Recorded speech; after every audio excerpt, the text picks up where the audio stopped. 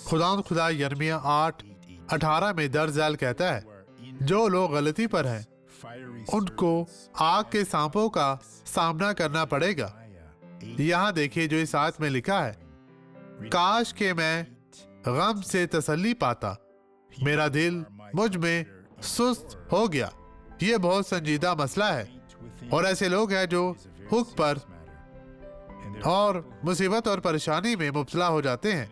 दुश्मन ने मशरूब में कुछ डाल दिया है और वो शख्स खुद को इसके जरिए गिरने की इजाजत दे रहे हैं। दुश्मन आपको गिराना चाहता है, इसकी हरगिज़ इजाजत मत दे। उसकी सर्जिश करें, यीशु के पास वापिस आए, उसमें साबित कदम रहे। अब ये गवाही देखें। मेरी बहन, मुझे बताएं आपको क्या हुआ? अब आप बेहतर हूँ। आप यहाँ कैसे चलती हुई आई थी और कैसे?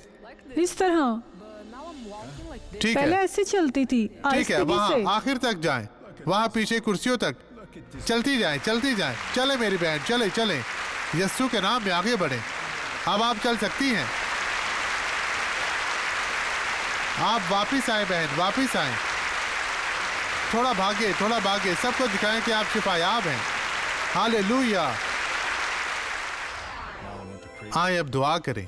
बाप, इन लोगों को बरकत दे, इन्हें छू पाक साफ और मसा कर और हर तरह की बदी, कमजोरी, बीमारी, मुश्किल परेशानी से इन्हें निजात दे। बदी अब चली जा, कभी भी वापस ना आना यीशु के नाम में। और आप कहें, खुदाओं तेरा शुक्र, तेरी तारीफ हो।